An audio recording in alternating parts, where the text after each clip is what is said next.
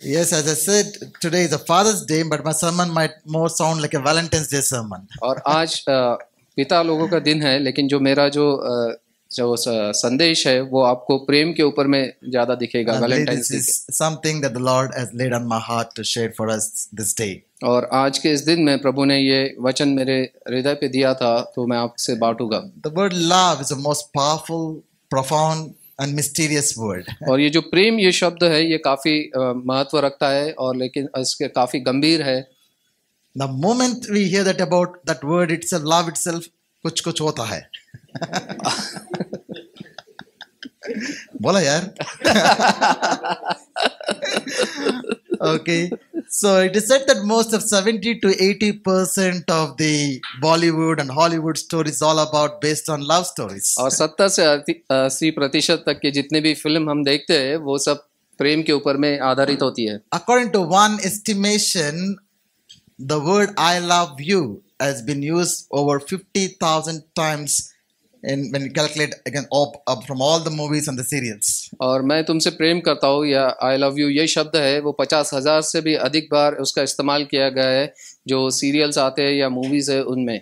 This short phrase I love you is the most powerful and most profound sentence in all of the sentences. और ये जो शब्द है मैं तुमसे प्रेम करता हूँ ये काफी गंभीर पूर्वक और काफी महत्वपूर्ण ऐसा शब्द है हर शब्द में। So we should be very careful to whom we say this word.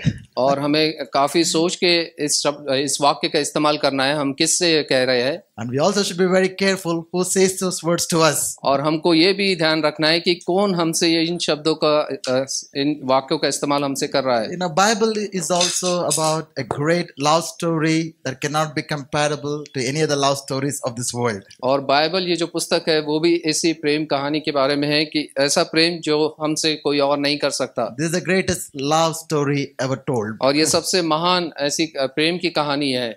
The word love appears more than 500 times in the scriptures. और प्रेम ये जो शब्द है वो 500 से भी अधिक बार वचनों में हमें देखने मिलता है। There's an entire chapter dedicated to love called the chapter of love, 1 Corinthians 13. और एक पूरा अध्याय पहला कुरिन्थियों उसका 13वां अध्याय ये पूरा प्रेम के ऊपर में लिखा गया है। If you read that chapter, you will understand how God defines love is so radically different from how the world defines the word love in our times. और प्रेम की परिभाषा उस अध्याय में हमें देखने मिलती है कि परमेश्वर किस प्रकार से उसकी परिभाषा देता है, ना कि जो संसार बताता है वैसे। I love the concluding verse of the chapter, 1 Corinthians 13:13 says, "So now faith, hope, and love abide, these three, but the greatest of these is love." और पहला कुरिन्थियों का 13वां अध्याय 13 वचन में इस प्रकार से लिखा है, अब आशा, विश्वास और प्रेम ये तीनों एक समान है, लेकिन इन तीनों में से सबसे बढ़कर प्रेम है।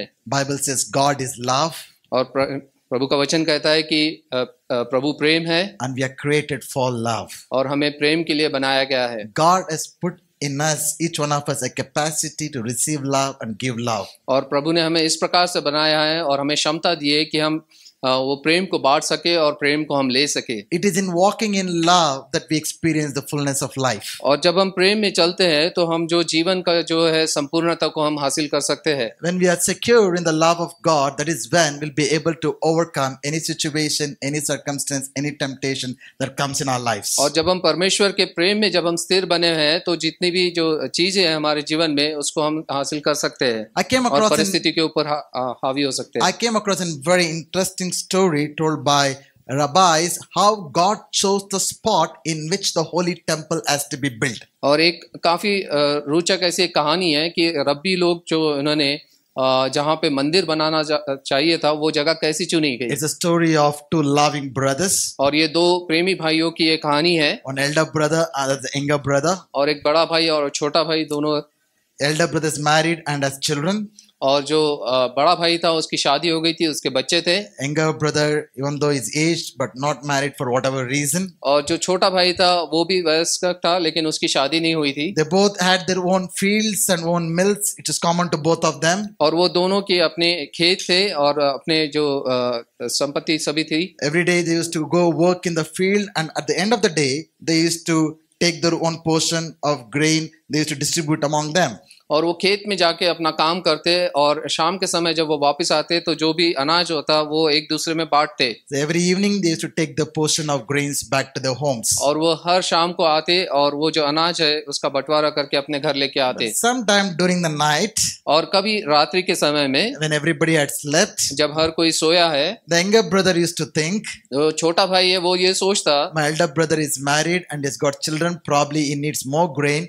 So he used to take a portion of his own grain and cross over to his brother's storehouse and deposit the grains there. और जो छोटा भाई है वो जब रात में ये सोचता कि मेरे बड़े भाई की शादी होगी, उसके बच्चे और उसको अनाज की ज़्यादा ज़रूरत है, तो वो जो अपना अनाज की सामग्री था उसमें से थोड़ा सा भाग लेके वो बड़े भाई को ले जाके उसके पास में उसके भंडार में रखता। The elder brother used to think, my younger brother is aged, he's not married, nobody to take care of him when he'll come to old age. So he used to also take a portion of his grain and go and deposit into his brother's grains. और उसी प्रकार से बड़ा भाई भी ये सोचता कि मेरा छोटा भाई भी, इसकी उम्र हो गई है इसकी, लेकिन अभी शादी नहीं होगी, लेकिन जब वो बूढ़ा हो जाएगा तो उसको भी अनाज की जरूरत रहेगी, तो वो भी रात को उठ के जाता और अपने पास का जो थोड़ा अनाज है जाके उसके भंडार में रखता। It so happened one night as they both were taking the portion of grains to each other places, they met in one spot. और एक दिन ऐसा हुआ एक रात को कि जब ये दोनों भाई जा रहे थे अनाज को रखने एक दूसरे के भंडार में, वो एक दूसरे को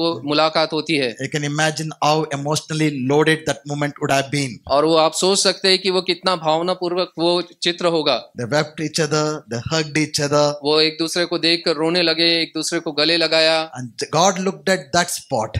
और प्रभु ने उस जगह को देखा। And this is the spot of love, and at this moment, at this spot, I want my temple to be built. और प्रभु ने जब उस जगह को देखा कि ये जगह है जो कि प्रेम की जगह है, जहाँ पे भाइयों में प्रेम दिख रहा है, उस जगह पे मैं अपना मंदिर स्थापित That is करूंगा। how much God values love. और ये इतना महत्व परमेश्वर प्रेम को देता है। This is of course a fictional story, it's not a true story, और but ये told by rabbis makes a lot of sense. और ये सच्ची कहानी नहीं है, लेकिन रब्बियों ने बताई है, तो इस प्रकार से हम देखते हैं। The rabbis have many interesting stories. You should listen to some of the rabbis' teachings. They have a very interesting perspectives on scriptures. I love to hear them. और यहूदी रब्बियों के पास में ऐसी काफी सारी अच्छी कहानी है जो कि बाइबल पर आधारित है, तो आप इनके काफी रोचक वो है। So the point is, God is love. और ये जो मुख्य मुद्दा यह है कि परमेश्वर प्रेम है, And we are called to be people of love. और हमें जो बुलाया गया है कि हम एक प्रेम के बेटे बेटियां बनने के I'd लिए। like to share a few powerful things about love from the book of love called Song of Solomon. और श्रेष्ठ गीत जो कि सॉन्ग्स ऑफ सोलोमन है, उसमें से जो प्रेम के बारे में मैं आपसे बात करने वाला हूँ। How many of you read that book? और आप में से कितने लोगों ने एक पुस्तक को पढ़ा है, श्रेष्ठ गीत? How many of you like that book? आप में से कितने लोगों को ये किताब पसंद है? I hope you love it. और मुझे आशा है कि आप उसे पसंद करेंगे, प्रेम करेंगे आप उससे। I'd like to read a portion from that Song of Solomon, chapter 8, verse 6 to 7. और श्रेष्ठ गीत इसका 8वां अध्याय वचन 6 से लेके आगे हम पढ़ेंगे। It says, place me like a seal over your heart, like a seal on your arm, for love is as strong as death, its jealousy unyielding as a grave, it burns like a blazing fire, like a mighty flame. और यहाँ पे 6वां वचन इस प्रकार से कहता है, मुझे मुहर के समान अपने हृदय पर लगा रख, मुझे मुहर के समान अपने बाहों पर रख, क्योंकि प्रेम मृत्यु के तुल्य सामर्थी है और ईर्ष्या कब्र के समान निर्दयी है। उसकी ज्वाला अग्नि की धमक है, वरन परमेश्वर ही की ज्वाला है। Verse 7, many waters cannot quench love, rivers cannot sweep it away. If one were to give all the wealth of one's house for love, it would be utterly scorned. 7वां वचन इस प्रकार कहता है, पानी की बाढ़ से भी प्रेम नहीं बुझ सकता और न महानदी में डूब सकता है।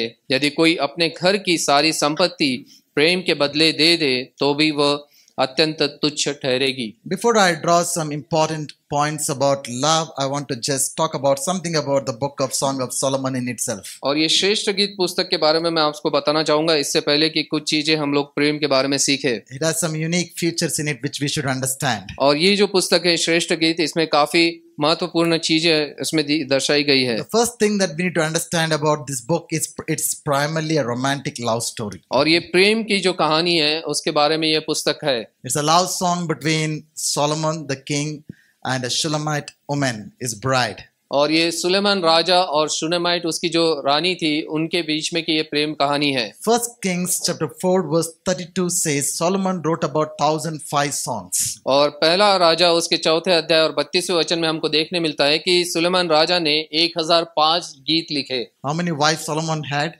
सोलोमन की कितनी पत्नियां थी? 700 plus 300 concubines, that makes it 2000 wives.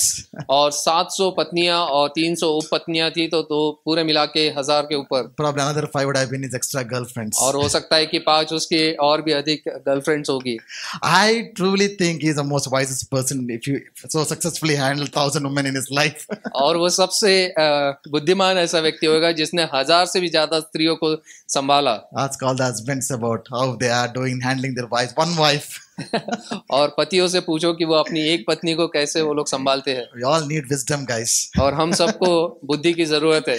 Okay, so even if you were to say one song for each of his wife and extra 5, it makes it 1005 songs. अगर एक पत्नी के लिए उसने एक गीत लिखा है तो 1000 और भी अधिक 5, तो 1005 गीत उसने लिखे हैं। But I personally believe this song of Solomon was his song that he composed for his first wife, for his first love. लेकिन मैं विश्वास रखता हूँ और मुझे आशा है कि ये जो श्रेष्ठ गीत है वो उसने अपनी पहली पत्नी के लिए लिखा है। And I also believe this is the only love, this is the only marriage God approved of, and not the other ones. और मुझे ये यकीन है कि परमेश्वर ने इसका निर्णय दिया था और उसको हाँ कहा था कि ये जो पहला प्रेम उसका था वो सबसे महत्वपूर्ण Isn't it है। interesting how this romantic love story has made it into the Holy Bible?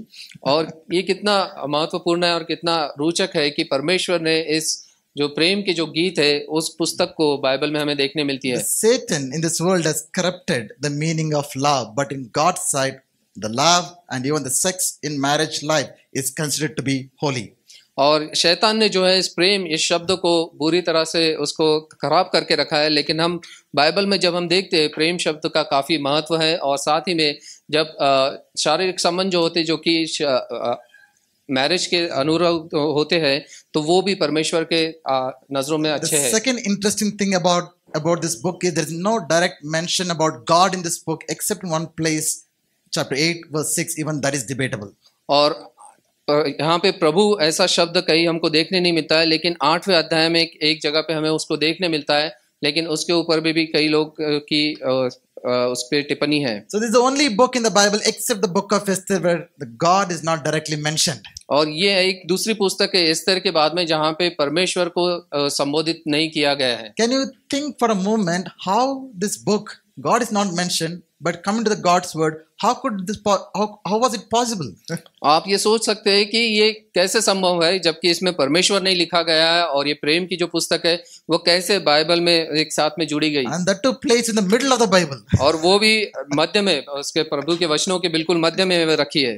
Because God values love. क्योंकि परमेश्वर प्रेम को महत्व देता है। And another interesting fact, this is one of the 5 scrolls that is in the Jewish tradition. और ये जो 5 जो मुख्य चरमपत्री है वो जो यहूदी जो रीति रिवाज के हिसाब से उसमें महत्व रखती है। There are 5 scrolls of each book in the Bible. They used to read at different Jewish festivals. और ये जो 5 जो पत्री है वो अलग अलग पर्व पर वो लोग यहूदी लोग इसे पढ़ते हैं। And every year Jewish people even today read this book, Song of Solomon, during the festival of Passover. और ये जो लंघन पर्व है या फसह का जो पर्व है उस समय पे ये श्रेष्ठ गीत की पुस्तक यहूदी लोग इसे पढ़ते हैं।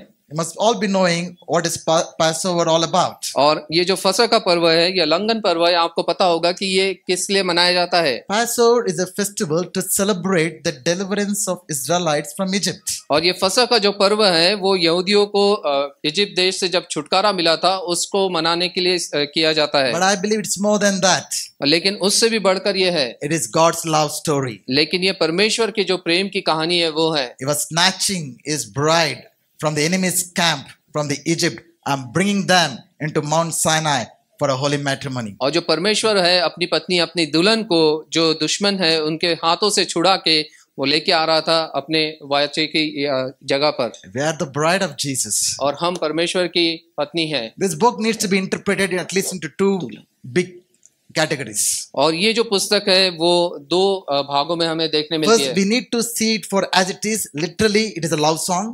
और उसको यथार्थ रूप में जैसा लिखा गया है वैसे ही हम देख सकते हैं, एक प्रेम के गीत के हिसाब से। Love song between Solomon and the Shulamite woman. और सुलेमान राजा और शुनेमाइत जो महिला थी उसके बीच में, उसकी रानी के But बीच में। it also portrays our relationship with God. और दूसरा भाग जो महत्व है कि वो हमारा जो प्रेम है वो परमेश्वर के साथ में उसे भी दर्शाता है। These words that I just read to you today are the words sung by the bride to Solomon, और our beloved. और ये जो शब्द जो वचन हमने पढ़े हैं वो है एक दुल्हन के शब्द जो कि उसके दूल्हे के लिए वो कहे गए हैं। I would like to draw some important points about love for us this evening. और कुछ महत्व की चीजें प्रेम के बारे में हम लोग देखेंगे शाम को। So she says, set me as a seal upon your heart, as a seal upon your arm. और यहाँ पे वो इस प्रकार से कहती है कि तू मुझे एक मुहर के समान अपने हृदय पर लगा रख और एक मुहर के समान मुझे अपने बाह पे बनाए रख। I want you to put yourself into the shoes of this Shulamite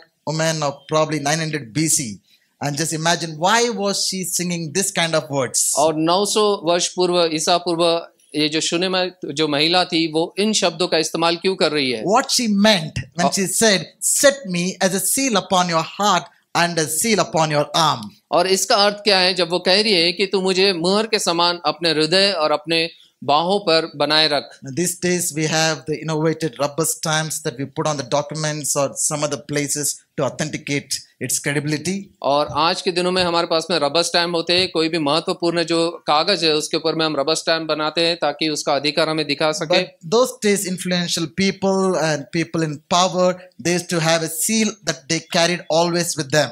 लेकिन उस समय में जो लोग थे उनके साथ में एक मुहर होती थी जो कि वो हर समय लेके चलते। Every seal was like a ring and it had its own inscription on it. और वो एक अंगूठी के समान होती है और उसके ऊपर में जो उसकी मुहर बनी हुई होती, छाप बनी होती। They used to press it into a wet clay and then stamp it over things or papers. और उसको वो लोग एक रंग पे या छापते और उसके बाद में उस कागज के ऊपर में उसको मुहर लगाते। The seal was so important to them that they carried with them all the time. और ये जो मुहर इतनी महत्वपूर्ण थी कि वो हर समय उसको अपने साथ लेके चलते। They either carried it to the tied it to the wrist, और वो अपनी कलाई के साथ हो सकता है उसे बांधते, or they used to tie it in their necklace. और या अपने गले में एक माला के समान उसे रखते। It was always with them. और वो हर समय उनके साथ बनी रहती। And when it was worn into the necklace, the seal used to fall on the heart of the person. और जब वो गले में उसे रखते तो वो हर समय उसके हृदय के पास वो बनी रहती। So this bride is saying, I want to be so close to you, so intimate to you as the seal is upon you. और ये दुल्हन कह रही है कि मैं इतना करीब तुमसे रहना चाहती हूँ कि जिस प्रकार वो मुहर है तुम्हारे हृदय के पास This वैसा मैं is रहना चाहती the हूँ। words of longing for intimacy of the bride towards her bridegroom. और ये जो दुल्हन के ये शब्द है अपने दूल्हे के लिए कि वो एक उसके चाहत जो दिखा रही है कि वो उससे कितना करीब रहना चाहती है। When we compare these words to our relationship with God, और इन शब्दों का जब हम तुलना करते हैं परमेश्वर से हमारे प्रेम के बारे में, and I believe that we should be longing for such deep intimacy with our Lord Jesus Christ. और इसी प्रकार की तड़प और लालसा हमें होनी चाहिए परमेश्वर के सन्मुख उसके सानिध्य में रहने की। Now, do we desire, to be so close to Jesus each day? Is a question that I want us to ask ourselves. और ये प्रश्न मैं आपसे पूछना चाहता हूँ कि हर रोज क्या हमारी इच्छा ऐसी है कि इतने करीब हम परमेश्वर के बने रहें? And I pray that my desire and all of our desire, our passion to be every day walk so closely with Jesus, so be in intimate relationship with Jesus. और हर दिन हमारी यही इच्छा होनी चाहिए कि हर पल हम परमेश्वर के इतने करीब बने रहे, उसके काफी नजदीक हम लोग चलते रहे। Everything that we do unto the Lord has to be an expression of our love for Him. और जो भी चीज हम परमेश्वर के लिए करते हैं वो एक प्रेम की रीति से वो संबंधित होना चाहिए। Why do we come to church? और हम कलीसिया में क्यों आते हैं? Why do we pray? और आप प्रार्थना क्यों करते हैं? Why do we do ministry? और हम सेवकाई क्यों करते Why हैं? do we give our tithes and offerings? और हम धन और दशमांश क्यों देते हैं? If all of these things are not done out of love, we will not enjoy it. It will be seen as a burden to us. It will not be seen as a delight to us. और ये सभी कार्य अगर हम प्रेम के ऊपर आधारित होकर न करें तो वो वो हो सकता है कि एक बोझ के समान हमें लगेगा, And God does not accept it if it is not filled with love. और प्रभु उससे ग्रहण नहीं करेगा अगर वो प्रेम से वो दिया नहीं गया है तो। Secondly, we must understand that nothing in this world can ever satisfy us the way God satisfies our lives. और दूसरी चीज हमको ये जाननी जरूरी है कि इस संसार की कोई भी चीज इस प्रकार से हमें तृप्त नहीं कर सकती है जितना कि परमेश्वर का प्रेम हमें कर And सकता I'm है। sure that most of you heard this often quoted verse by the great French mathematician and physicist by Blaise Pascal, where he said there's a God-created vacuum in each one of us that only which God can fill. और Blaise Pascal जो कि एक mathematician है वो इस प्रकार से कहते हैं कि परमेश्वर ने एक खालीपन हमारे जीवन में रखा है जो कि केवल परमेश्वर के ही द्वारा वो भरा जा सकता है। What does it say? There is a vacuum in each one of us. और हम सब में एक खालीपन है, There is empty places in each one of us. और एक खाली जगह हमारे जीवन में है, Nobody can fill this place. और वो उसे कोई और नहीं भर सकता। No boyfriends, no girlfriends, no wives, no husbands, no material things, nothing. No achievements, no success, no money.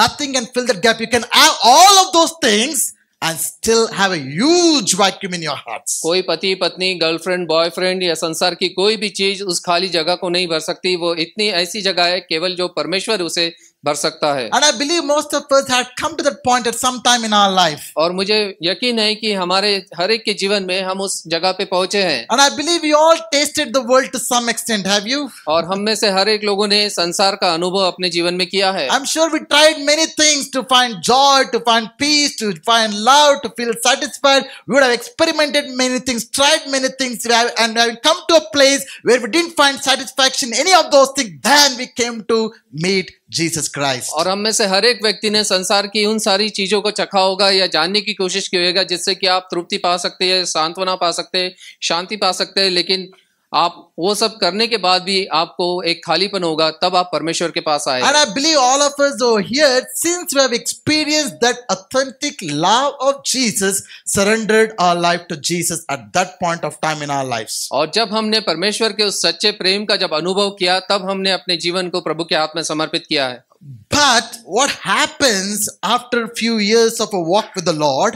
लेकिन कुछ समय के बाद में जब हम परमेश्वर के साथ में चलते हैं उसके बाद क्या होता है? Somehow we have a tendency to go back to those very old things that did not satisfy us. और हमारी इस प्रकार से लालसा होता है कि जो पुरानी जो आदत है, जो पुरानी चीजें है जिससे हमें तृप्ति नहीं मिली थी, हम उसके पास जाते हैं। We again try to find love, joy, peace, significance, security in those things that we found did not deliver what they promised. और प्रेम, आनंद, शांति इन सब की हम खोजने की कोशिश करते हैं उन चीजों में जिसमें हमें पहले नहीं मिली थी। It's similar to the life of the disciples. और ये शिष्यों का जो जीवन था उस प्रकार से हमें देखने मिलता है। Somewhere around Luke chapter 5, when Peter, James, John, they met Jesus, all night they had fished. You know the story. और लूका उसके 5वें अध्याय में हमें देखने मिलता है कि जब शिष्यों ने पूरी रात मेहनत किया और उन्हें कोई मछली नहीं मिली, They caught absolutely nothing. और उनको कोई मछली नहीं मिली। For me, the greatest miracle than the catch they had was the miracle of catching nothing.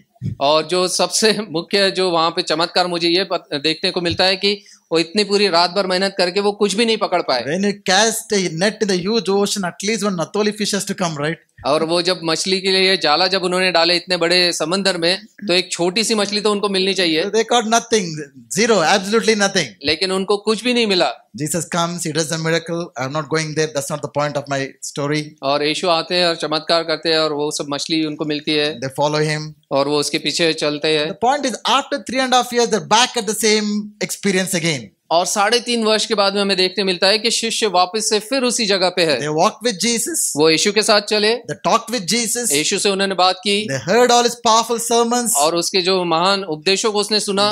I personally witnessed all the powerful miracles that Jesus performed. और वो जितने भी महान चमत्कार उसने किए थे उसको साक्षात उन्होंने देखा। And after Jesus was crucified, और जब प्रभु यीशु मसीह को क्रूस पे चढ़ाया गया, and they went to Galilee to meet him after his resurrection. और गलील में वो गए उसके पुनरुत्थान के बाद में, When they didn't find Jesus there, they again go back to fishing. और उन्होंने यीशु को वहां नहीं देखा तो वो फिर मछुआरे बन गए। And the history repeats again. और जो इतिहास है वो फिर एक बार उसको दोहराता है। All night they fished. और पूरी रात फिर वो लोग मछली पकड़ने लगे। How many fish they caught? कितनी मछली उन्हें मिली?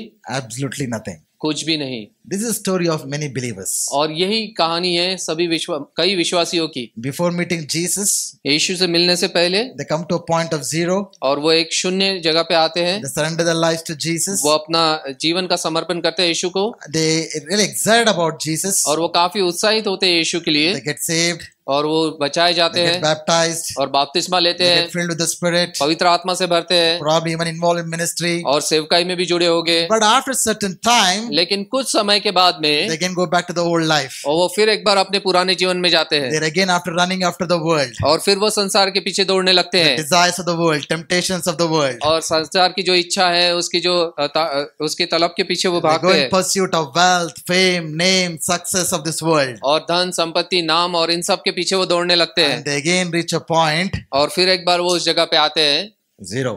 जीरो।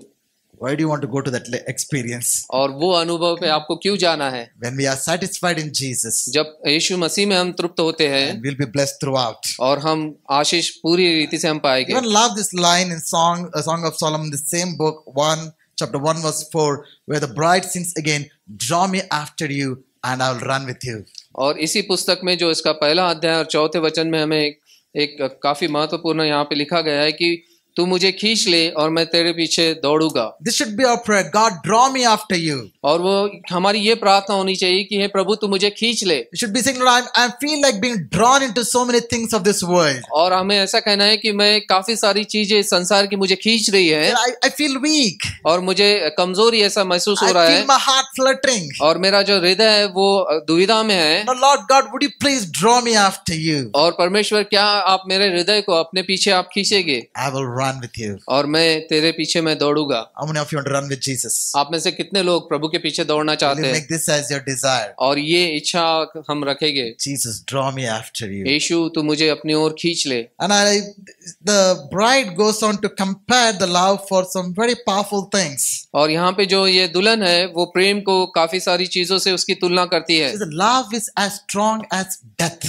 और यहाँ पे वो कहती है कि जो प्रेम जो है वो मृत्यु के तुल्य सामर्थ्य है, Death is very powerful. और जो मृत्यु है काफी सामर्थ्य है, It is inescapable. और उससे कोई नहीं बच सकता। Once you die, you cannot come out of it. और एक बार आप मृत्यु को हासिल करेंगे तो उससे आप बाहर नहीं आ Once सकते, you fall in love, you cannot come out of it. और एक बार अगर आप प्रेम में अगर गिरते हैं तो आप उससे बाहर नहीं आ सकते। There's so much of power in love. और इसमें काफी सामर्थ्य है प्रेम में, Of course, Jesus overcame death. और यीशु मसीह उस मृत्यु पर जयवंत हुए। So we can even say love is stronger than death. और हम ये भी कह सकते हैं कि मृत्यु से भी बढ़कर प्रेम है। The point is that, love is very powerful. और यहाँ पे जो मुख्य मुद्दा है कि जो प्रेम है ये काफी सामर्थ्य है। So the bride is singing, my love for you is as strong as death. और वो जो दुल्हन है वो इस प्रकार से कहती है कि जो मेरा प्रेम है वो मृत्यु से भी बढ़कर तेरे लिए सामर्थ्य है। Second thing, she says, my love is like a wildfire, flashes of fire. No amount of waters, no floods can drown this fire. और उसके बाद वो इस प्रकार कहती है कि जो मेरा जो प्रेम है वो अग्नि की ज्वाला के समान है, जिसे कोई भी पानी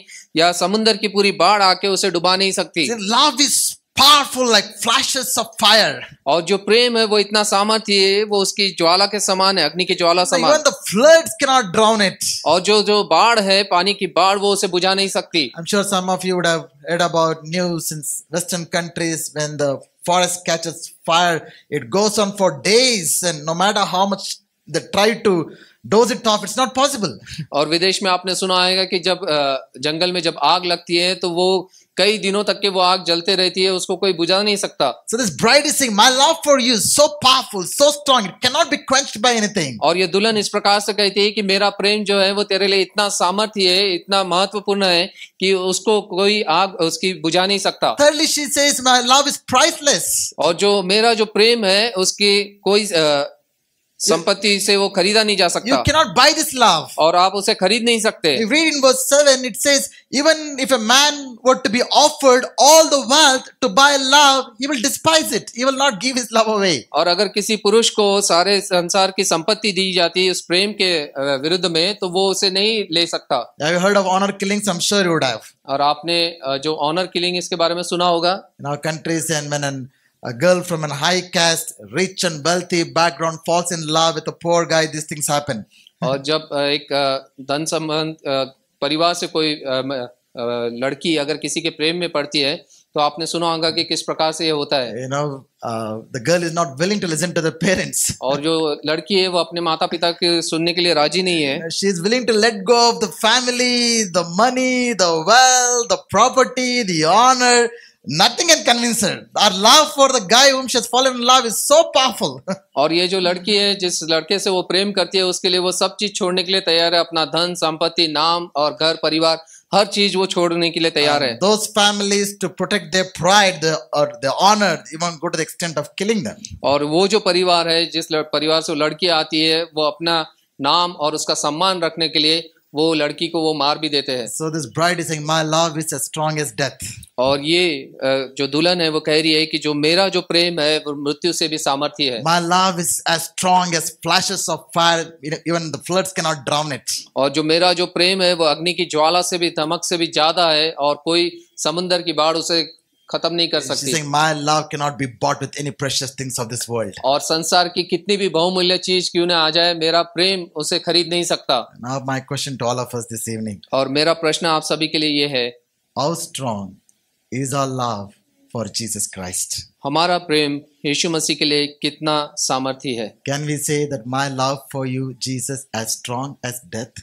क्या हम ये कह सकते हैं कि प्रभु यीशु मेरा जो प्रेम है वो मृत्यु से भी बढ़कर सामर्थ्य है आपके लिए? Can we really say, Lord, my love is burning with so much intensity, nothing of this world can put that love off? और क्या हम कह सकते हैं कि प्रभु मेरा प्रेम आपके लिए इतना जलवंत है कि किसी भी चीज से उसको बुझा नहीं सकते? Can we say, God, that my love for you, I cannot trade this for anything in this world? क्या आप कह सकते हैं कि प्रभु मेरा प्रेम इतना महत्वपूर्ण है कि किसी भी संसार की चीज से वो खरीदा नहीं जा सकता? I want you to think about it. इसके बारे में आप थोड़ा सोचिए। I want to really encourage you, urge you to think about how strong is your love for Jesus. और मैं आपको उत्साहित करना चाहता हूँ और कहना चाहता हूँ कि आप सोचिए कि आपका जो प्रेम है वो प्रभु यीशु मसीह के लिए कितना महत्व रखता है। I want you to apply these words into two major areas of your life. और दो मुख्य जो हमारे जीवन के भाग है उसमें इस शब्दों को हम लगाना चाहेंगे। One into your own marriage life, हमारे मैरिज में, and one into the relationship with God. और दूसरा हमारा जो प्रभु के साथ संबंध है उसमें। I want to use the word content. We must content to keep the flame of love burning in our marriages and our relationship with God. और जो हमारा जो प्रेम है उसमें हमें संतुष्ट रहना है, जो कि हमारा प्रेम है प्रभु यीशु मसीह के साथ में, परमेश्वर के साथ में और हमारे पति या पत्नी के साथ। For all those of us who are married, the greatest blessing that we have received from the Lord next to salvation is our wonderful spouses. और जितने लोग शादीशुदा है उनके लिए जो सबसे बड़ा जो आशीष है उद्धार के बाद में वो है हमारे पति या पत्नी। Guys, the greatest blessing you received is not your new car or the new car that you're dreaming of और or about the house or anything. The greatest blessing that you can ever have is the spouses that we have received from the Lord. और जो सबसे बड़ा आशीष है वो ये नहीं कि आपको नई गाड़ी मिली है, नई गाड़ी जो आप लेने वाले हैं या बाकी संसार की चीजें, लेकिन जो प्रभु ने आपको जो पति या पत्नी दिया है वो सबसे महत्वपूर्ण है। How much are we valuing them? और हम उनको कितना सम्मान देते हैं, How much are we cherishing them? और हम उनसे कितना आनंद में रहते हैं, How much we have understood, how great blessing that they have been to us, और that they हमने are to us. और हमने उसको समझा है कि नहीं कि वो कितने महान आशीष प्रभु ने हमको दिए। If we don't contend to keep the love burning, then easily love can be put off in our marriages. और अगर हम जो प्रेम है जो उसमें हम संतुष्ट नहीं है और उस प्रेम की ज्वाला को हम लगातार बनाए नहीं रखेंगे तो हमें इसके बारे में सोचना है। God created this institution of marriage that we may enjoy, be delight in it and be fulfilled in it. और जो विवाह है वो परमेश्वर ने इसलिए स्थापित किया है कि हम उसमें आनंद मना सके और उसमें हम संतुष्ट रह सके। Like nature goes through different seasons, marriage too goes through different seasons. और जैसे अलग अलग ऋतु आती है उसी प्रकार से जो है विवाह भी अलग अलग ऋतु से वो गुजरता है। There is a spring season. और वो होता है कि वसंत ऋतु, We often call it as a honeymoon season. और उसे हम हनीमून का सीजन कहते हैं। It's a newly wedded couple. और नई नई शादी हुई है। When we look at a newly wedded couple, they don't have to tell us, we know it. और नए दंपत्ति को जब हम देखते हैं तो हमके उसके चेहरे से हमें पता चलता है। There's a lot of excitement, there's a lot of passion, there's a lot of enthusiasm during those times. और वो काफी उत्साहित रहते हैं, काफी उनमें चेतना रहती है और काफी वो लोग आनंदित रहते It हैं। has its own challenges too. और उसमें उसके साथ में उसके संघर्ष भी है। They come, both of them come with great expectations. और दोनों काफी उम्मीद लेके साथ में आते हैं। Great are the expectations. higher the crash will be. और जितनी ज्यादा उम्मीद होती है उतने बड़ा वो गिराव होता है। There is a season of growth. और फिर वो एक बढ़ोतरी का सीजन होता It's है, a summer season. जो कि एक गर्मी का जो मौसम है। During the season, children are born. और उस गर्मी के समय में बच्चे पैदा होते Our हैं, focus is more on rearing the children. और बच्चों की पैदाइश और उनको बढ़ाने में हमारा समय We बीत get जाता है, busy in life. और हम काफी व्यस्त हो जाते हैं अपने We are जीवन में, pursuing our careers, our business, and our future. और हमारे भविष्य के बारे में, हमारे बिजनेस करियर के बारे में हम उसके पीछे हम लगे And हैं। sometimes we put our marriage in the back burner. और कई बार हम अपनी शादी को जो है वो पीछे रख देते If you हैं, don't put interest in our marriage, invest our time there, and we're going to lose on the love during that season. और अगर इस गर्मी के ऋतु में अगर हम हमारा लक्ष्य हमारी शादी के ऊपर नहीं रखेंगे तो हो सकता है हम उससे पीछे हट जाए। Then there's a season of called autumn season. और उसके बाद में जो है कि पतझड़ का मौसम आता है, It's a season of change and maturity. और ये जो ऋतु है वो है कि एक सिद्धता को हम हासिल करते हैं। I don't see anybody here in autumn season yet.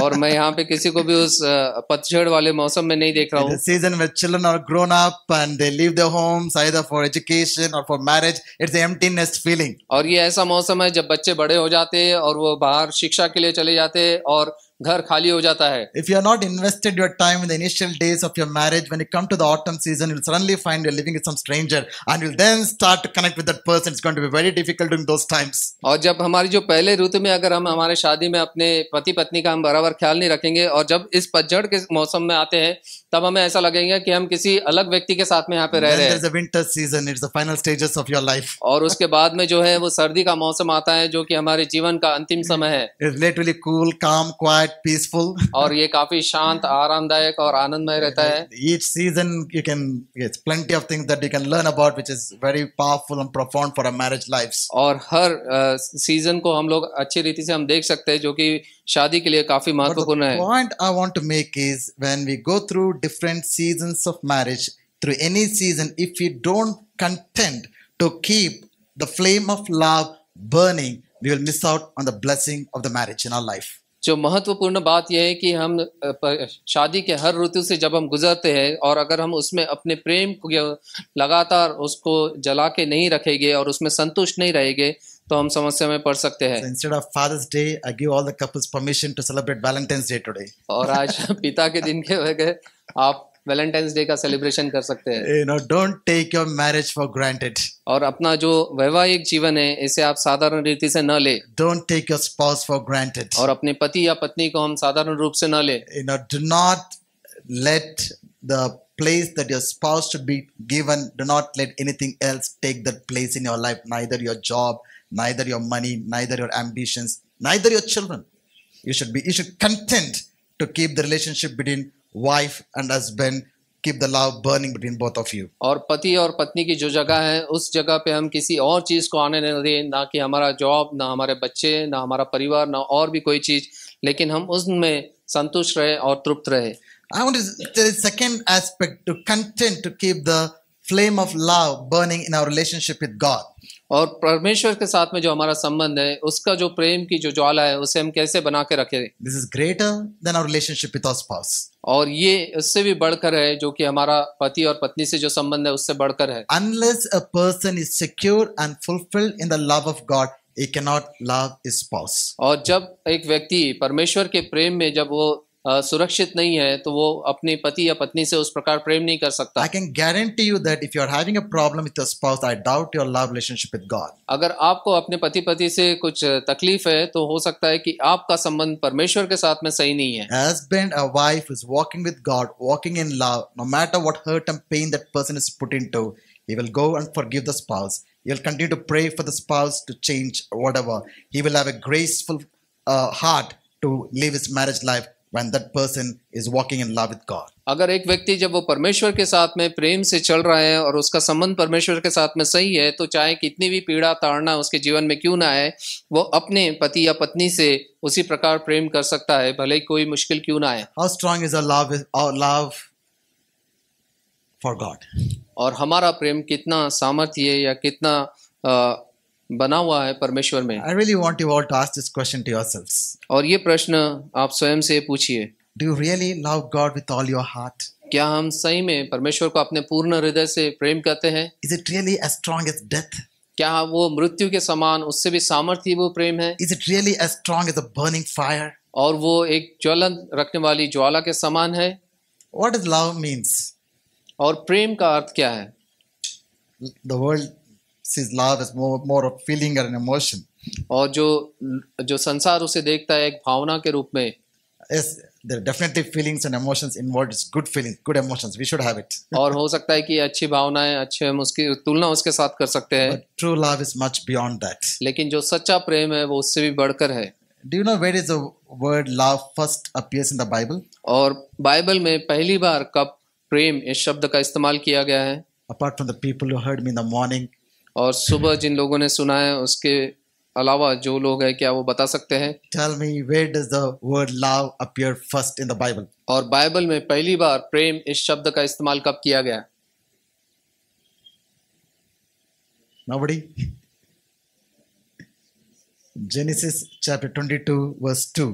और उत्पत्ति इसका 22वां अध्याय और उसके दूसरे वचन को हम देखेंगे। It's a very interesting context. और यहाँ पे एक काफी रोचक उसका पार्श्वभूमि है। It is not a love song there. और यहाँ पे कोई प्रेम का गीत नहीं है There is no romance there. और यहाँ पे कोई रोमांस नहीं है। Look at what God says to Abraham. और यहाँ पे देखिए परमेश्वर अब्राहम से क्या कहता है। He says, take your son, your only son Isaac, और उसने उससे कहा अपना पुत्र अर्थात अपना एकलौता पुत्र ऐसाक को तू ले whom you love, और जिससे तू प्रेम रखता है, and go to the land of Moriah और संग लेकर मोराया देश को चला जा and offer him there as a burnt offering on one of the mountains of which I shall tell you. और वहां उसको एक पहाड़ के ऊपर जो मैं तुझे बताऊंगा होम बलि करके चढ़ा। This is the first place in the Bible where the word love appears. और यहाँ पे बाइबल में पहली बार प्रेम इस शब्द का इस्तेमाल यहाँ पे किया गया है। Whenever you want to understand something in the Bible, always go back to where that word was used for the first time. You'll find very interesting things to learn from. और अगर आपको किसी भी शब्द को समझना है तो आप उसका खोजिए बाइबल में कि पहली बार उसको कहाँ लिखा गया था, तब आप उसका महत्व अधिकाई से जान सकते हैं। Interestingly, in this very chapter, you also see the word worship appearing for the first time. और इसी अध्याय में हमको देखने मिलता है कि आराधना ये शब्द को पहली बार लिखा गया है। Again, in this worship, there are no songs, there are no music, there is no jumping, there is no dancing, there is no clapping. और ये जो आराधना था उसमें कोई गीतों का इस्तेमाल नहीं किया गया है, वहाँ पे कोई नाच गाना या कोई वाद्यों का इस्तेमाल नहीं किया गया। All those wonderful, यीशु का दरबार is wonderful. और यीशु का दरबार ये काफी अच्छा है, ये सब काफी अच्छी गीत है। We should गाना है, नाचना है. और we should sing all these songs and dance along with it. But here there was none of those. और यहाँ पे लेकिन वो सब चीज नहीं है। Both here in the love and in the worship there was sacrifice. और यहाँ पे हम देखते हैं कि प्रेम और आराधना ये दोनों चीज में जो है बलिदान हमें देखने मिलता है। If there is no sacrifice, then cannot be called as true love. अगर उसमें प्रेम में अगर बलिदान नहीं है तो वो सच्चा प्रेम नहीं कहलाया जाएगा। If there is no sacrifice, then it cannot be called true worship. और अगर उसमें बलिदान नहीं है तो वो सच्ची आराधना नहीं कहलाई So for जाएगी। us to understand whether we truly love God, the question that we need to ask ourselves is, what am I sacrificing for God? अगर हम परमेश्वर से सच्चा प्रेम करते हैं तो हमको ये प्रश्न स्वयं को पूछना है कि मैं उसमें क्या बलिदान चढ़ा रहा हूँ। Don't get offended with me. और मैं आपको दुख नहीं पहुंचाना चाहता हूँ इस शब्दों से। How many of us really value coming to the church? और हम में से कितने लोग इसको महत्व देते हैं कि हम कलीसिया में आए। How many of us think that we should come before time? और हम में से कितने लोग सोचते हैं कि हम समय से पहले वहां How पहुंचे। many of us really struggle to give tithes and offerings? और हम में से लोग कितने संघर्ष करते हैं कि हम अपना दान और दशमांश दे How सके। much we really struggle to be involved in the ministry? और हम सेवकाई में जुड़ने के लिए कितना संघर्ष करते हैं। None of those, we don't make any of those little sacrifices, और अगर हम वो छोटे छोटे बलिदान नहीं करते हैं but we think we love God. लेकिन हम कहते हैं कि हम परमेश्वर से प्रेम करते हैं। Can that love be called as love from God's sight? क्या उस प्रेम को परमेश्वर की दृष्टि में हम प्रेम कह सकते हैं? When you talk to our wives, you may say, I love you, but they don't see that love, they will, you know what the response will be. अगर हम अपने पत्नी से कहेंगे कि मैं तुमसे प्रेम करता हूँ, लेकिन अगर वो प्रेम को वो क्रिया में नहीं देखेंगे तो वो आपको पता है वो कैसा भी है। In our words is what our spouses want to see. They want to see our love in action. और वो हमारे शब्दों को नहीं सुनना चाहते कि मैं प्रेम करता हूँ, लेकिन एक क्रिया में वो देखना चाहते हैं कि हम कैसे अपने प्रेम को दर्शा रहे हैं। how did God demonstrate His love for us? और प्रभु ने अपने प्रेम को हमारे लिए कैसे दर्शाया, He left His heaven for us. और उसने अपना स्वर्ग को छोड़ दिया He came and died on the cross for us. और आके उस क्रूस पर हमारे लिए अपने प्राण दिए, He shed every drop of blood that He had. और अपने हर एक खून का कतरा उसने हमारे लिए That is बहाया, how He demonstrated His love for us. और इसी प्रकार से उसने अपने प्रेम को हमारे लिए He did दर्शाया, not simply say, I love you, but He came down to demonstrate that love for you and me. और उसने केवल हमसे ये नहीं कहा कि मैं तुमसे प्रेम करता हूँ, लेकिन उस प्रेम को दर्शाने के लिए वो स्वर्ग छोड़ के इस पृथ्वी पे हमारे लिए आया। How did Abraham demonstrate his love? और अब्राहम ने किस प्रकार से अपने प्रेम को दिखाया, He did not say, I love you, Lord. और उसने इस प्रकार से नहीं किया, प्रभु मैं तुझसे प्रेम करता हूँ, I love you, Lord. प्रभु मैं प्रेम करता हूँ। God is saying, take your only son Isaac. और प्रभु उससे कह रहा है कि तू अपना एकलौता पुत्र लेके जा। When God says, He speaks very sharp and pointed, okay? No ambiguity there. और परमेश्वर जब भी बात करता है वो सीधी और छोटी बात वो कहता है, उसमें कोई भी असमंजस नहीं है। God did not tell Abraham, take your son and sacrifice. और अब्राहम को उसने ये नहीं कहा कि तू अपने बेटे को लेके जा और उसका बलि कर चढ़ा, He easily taken Ishmael and gone. और वो हो सकता है कि इश्माइल को लेके वो चला जाता तुरंत। God did not consider him as son at all. और परमेश्वर ने इश्माइल को उसका बेटा कबूल ही नहीं किया था। Many times in our life, we are given birth to many Ishmaels which are not from God. और कई बार हमने हमारे जीवन में इश्माइल को पैदा किया है जो कि परमेश्वर की ओर से नहीं है, They're roaming all around us every day. और वो हमारे चारों ओर इधर उधर घूमते रहते हैं। So many Ishmaels are there in our life. और हमारे जीवन में काफी सारे इश्माइल है, It's not God's plan. God's will. We are suffering because of those things. और वो परमेश्वर की योजना नहीं थी, उसकी इच्छा ऐसा नहीं थी, लेकिन हम उससे संघर्ष हम कर God रहे हैं। tells him, your only son, Isaac, whom you love. और परमेश्वर कहता है कि तू अपना पुत्र अर्थात एकलौता पुत्र इसहाक Why- जिससे तू प्रेम करता है। Why Isaac? और क्यों इसहाक? Because God saw in Abraham, Isaac was a blessing from God, isn't it? और आइसक जो था, ये जो परमेश्वर के ओर से एक आशीष था अब्राहम के लिए, God only gave Isaac, right? और परमेश्वर ने ये इसहाक को अब्राहम को दिया था। Who gave your wife? और आपको आपकी पत्नी किसने दी है? Who gave your children? आपको बच्चे किसने दिए हैं? Who gave your job? आपको नौकरी किसने दी Who है? gave your house? आपको घर किसने दिया है? Who gave your car? और आपको कार किसने दी है? But what do we do? लेकिन हम क्या करते We हैं? put those things in the place of God. और उन सब चीजों को हम परमेश्वर की जगह पर रख देते हैं, And God tells, sacrifice those things. और परमेश्वर ये कहता है कि उन सबको आप बलि The चढ़ाओ। Bible says God is a jealous God. और परमेश्वर जो कहता है कि वो ईर्ष्या रखने वाला He ऐसा will not परमेश्वर है, tolerate anything to take His place in our lives. और वो अपनी जगह किसी और को नहीं देगा। So there's a possibility in the life of believer where the blessings that God has given can take the place of God in our life, and God will not tolerate it. और ये संभावना हो सकती है कि विश्वासियों के जीवन में कि परमेश्वर ने जो आशीष दी है वो परमेश्वर की जगह ले ले, और परमेश्वर उससे ईर्ष्या रखता है, उसकी तुलना वो उसके साथ नहीं कर सकता। Because He wants all of a heart, not part of a heart. और क्योंकि वो हमारा संपूर्ण हृदय चाहता है, केवल एक हृदय का भाग नहीं चाहता। Every wife wants the full heart of her husband. और हर एक पत्नी अपने पति का पूर्ण ध्यान, पूर्ण हृदय चाहती है, Unless she sees that, she cannot really love her husband. और जब तक कि वो उसे नहीं देखेगी वो अपने पति से उस प्रकार प्रेम नहीं कर सकती। If she sees that an husband is loving his parents or something else more than her, she will not tolerate. She will not give her heart to you. और जब वो पत्नी देखती है कि उसका पति जो है वो किसी और चीज पे, किसी और व्यक्ति पे ज्यादा ध्यान दे रहा है, तो वो उसको उसकी तुलना उस प्रकार And नहीं कर she सकती, has the very right to demand it. और उसका वो पूर्ण अधिकार है कि वो पूर्ण ध्यान उसका अपनी ओर Because लगाए, she is the flesh of her flesh and bone of her bones. क्योंकि वो उसके शरीर का शरीर है और उसकी हड्डी की हड्डी में से बनी है। Unless the priority shift happens in our life, we can never enjoy our marriage and life. और जब तक कि हमारी जो प्रामुखता है अगर हम बदलेंगे नहीं, तब तक कि हम हमारे वैवाहिक जीवन को God will आनंदित not नहीं रख सकते। tolerate taking anything in its place in our lives. और परमेश्वर ये नहीं देख सकता है कि उसकी जगह हम किसी और चीजों को हम दे दें। Do you really want to walk in intimacy with God? अगर आप परमेश्वर के काफी करीब चलना चाहते हैं, Are you willing to sacrifice things to walk in intimacy with God? अगर आप ये इच्छा रखते हैं कि उन बलिदान को आप चढ़ाएं कि हम परमेश्वर के अधिक करीब आ सके, See, I value my calling. और मेरा जो बुलाहट है उसको मैं काफी महत्व देता हूँ, I take my responsibility of pastoring very seriously. और जो पासबान की जो जिम्मेदारी मुझ पर दी है वो मैं काफी गंभीरता से लेता हूँ, I care for the well-being of my people. और जो लोग मेरे साथ में हैं, उनकी देखभाल मैं करता I हूँ। care for your financial well-being. आपकी संपत्ति की मैं देखभाल करता I हूँ, care for your family well-being. और उसकी भलाई, परिवार की भलाई में I चाहता care हूँ, for your spiritual well-being. आपकी आत्मिक भलाई में चाहता हूँ, And therefore, I'll hold no bars in saying things things that I must be saying. और इसलिए मैं किसी चीज को नहीं रोकूंगा, जो चीज मुझे बोलनी है उससे मैं बोलूंगा। I don't stand with your fear what people might think, whether they accept me, reject me. That's secondary to me. I don't care about it. और मैं इस भय से यहाँ पे नहीं खड़ा रहूंगा कि लोग मेरे बारे में क्या सोचेंगे, कि मैं ऐसा बोलूं या ना बोलूं, वो मेरे लिए मायने नहीं I रखता। stand here because what God has called me and what He wants to share, I will continue to share. और मैं यहाँ पे इसलिए खड़ा हूँ क्योंकि परमेश्वर ने जो मुझे दिया है उससे मैं बोलूंगा और उसमें हर समय आपको बांटते And I रहूंगा। want to know that I love you all. और मैं आपसे कहना चाहता हूँ, मैं आप सभी से प्रेम करता I हूँ, pray for all of you. मैं आप सभी के लिए प्रार्थना करता हूँ। And I want to see that our love in our marriage and our flame of love in our relationship with God keep burning. और जो परिवार के लिए वैवाहिक जीवन जो है उसमें हमारा प्रेम, और जो परमेश्वर के लिए जो हमारा प्रेम है उसकी ज्वाला हर समय बनी रहे।